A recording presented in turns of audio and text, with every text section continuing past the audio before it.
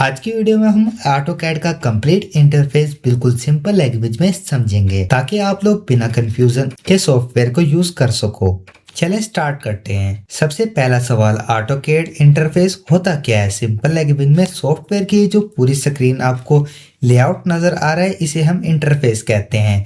इसी को हम GIU यानी कि ग्राफिक इंटरफेस यूनिट भी कहते हैं। जो आपको ब्लैक और व्हाइट डॉट नजर आ रहे हैं इसको आप ड्राइंग एरिया भी कह सकते हैं, इसको आप ग्राफिक्स इंटरफेस यूनिट भी कह सकते हैं और इसी को आप ये जो आपको पूरा टोटल नजर आ रहा है इसको हम कहते हैं इंटरफेस। यानी कि किसी भी चीज का हम ओपन करते ही हमें जो चीज नजर आती है हमें उसे इंटरफेस कहा जाता है। जैसे आप सिविल 3D का हो गया या आपको रिविट हो गया, स्केचअप हो गया, जो आपका फर्स्ट ऑफ ऑल नजर आता है उसे हम कहते हैं इंटरफेस। तो सिंपल इसमें ये जो आपको चीजें नजर आ रही हैं ये आपको ऊपर ये कुछ ट्यूब्स नजर आ रहे हैं, नीचे आपको एक बार नजर आ रही है, इसी तरह आपको इस साइड पे एक पैनल नजर आ रहा है ओपन हुआ।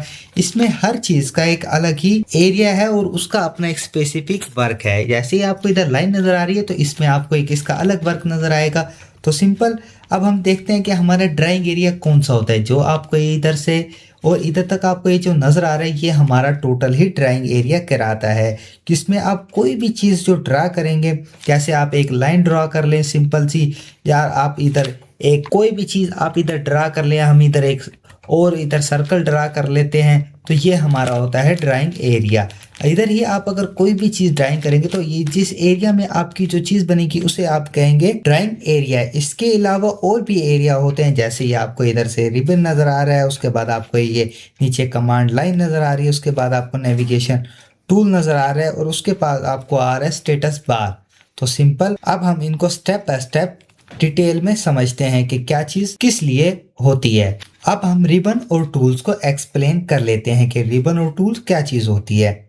तो सिंपल आपको ये जो ऊपर एक नज़र आ रही है ऑटोकैड के सेंटर में, ये होती है हमारी रिबन और इसके अंदर आपको डिफरेंट एक टूल नज़र आ रही हैं। जैसे आप इधर देख लें होम, इंसर्ट, एनोटेट और ये व्यू वगैरह आपको इधर चीज़ें नज़र आ रही हैं। तो जैसे ही मैं इस पर क्लिक करता हूँ नेक्स्ट पे, उसमें भी हमें और टूल नज़र आएंगे।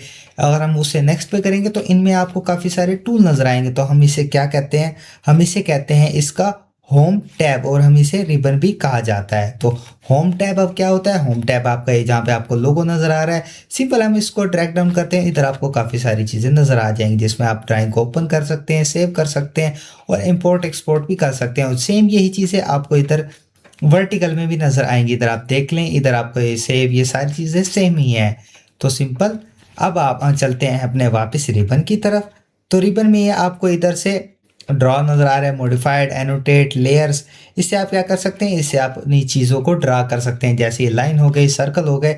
इससे आप इजीली छोटे छोटे जो सेक्शन होते हैं इनसे आप बहुत सा वर्क कर सकते हैं। ये सारी छोटी चीज़ें हमें ड्राइंग बनाने में काम आती हैं। जैसे हमें सर्कल का रेडियस चाहिए तो डायमेंशन होगी, लाइन चाहिए तो भी इसकी हम डायमेंशन हमें पता चलेगा ये कितने फिट या मीटर की है। तो उसके बाद हम चलते हैं अपनी रिबन में। इधर आपको इंसर्ट नज़र आ रहा है, इस इंसर्ट में आप क्या कर सकते हैं?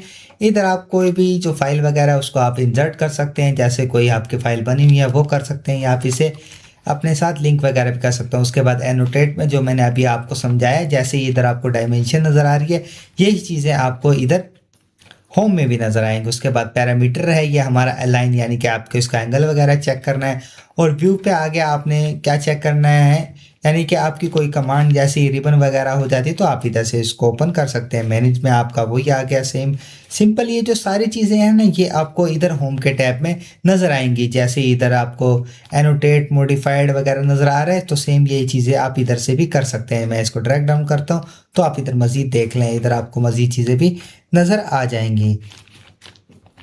अब हम चलते हैं कमांड लाइन की तरफ। कमांड लाइन क्या होती है? ये आपको जिधर टाइप का कमांड नज़र आ रहा है ये आपकी क्या चीज़ है? जैसे ही आप इस पे जो भी आप इसमें ड्रा करते हैं, जैसे आपको लाइन लेनी है तो आप सिंपल इस पे लिखते हैं और वो आपकी लाइन इधर शो हो जाती है। जैसे मैंने इस पर क्लिक करा, इधर आप देखें मैंने लाइन लिखा तो हमारी इधर लाइन आपको ऊपर शो हो गई। इधर आप पॉली लाइन ले लें, अलाइनमेंट ले लें, जो मर्जी आप इधर लिखना चाहते हैं कमांड हमारी होगी वो आपको इधर कमांड लाइन में शो होती है। ये जो हमारे ऑटोकैड के ये सबसे इम्पोर्टेंट टाइप है जिसे आप यूज़ करते हैं। प्रोफेशनल जो ऑटोकैड यूज़र होते हैं वो माउस से ज़्यादा कमांड लाइन को यूज़ करते हैं। अभी मैंने आपको एग्जांपल दिखाए, एल से हमारे लाइन आता है, सी से हमारी सर्कल होता है। और रेक्टेंगल के लिए आप RECT जैसी टाइप करेंगे तो आपका एक रेक्टेंगल आ जाता है। कमांड लाइन तुम्हें स्टेप बाय स्टेप इंस्ट्रक्शन भी देती है, इसलिए इसको इग्नोर मत करो। ये तुम्हारी स्पीड और एक्यूरेसी दोनों इंप्रूव करती है।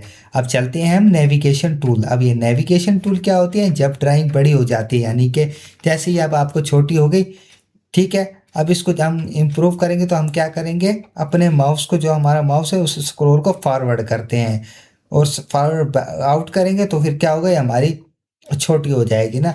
ठीक है, अभी हमारी बड़ी हो गई। और अब आपको इसको ड्राइंग को राइट लेफ्ट करना हो या ऊपर नीचे करना हो तो आप इधर से पैनल वाला टूल ले सकते हैं, या आप सिंपल इधर पेन भी लिखेंगे ना तो भी आपका कमांड आ जाएगी। पेन का क्या फंक्शन होता है, पेन से आप अपनी ड्राइंग को, जैसे अब ये ऊपर हो गई तो मैं इसको इधर कर सकता हूँ।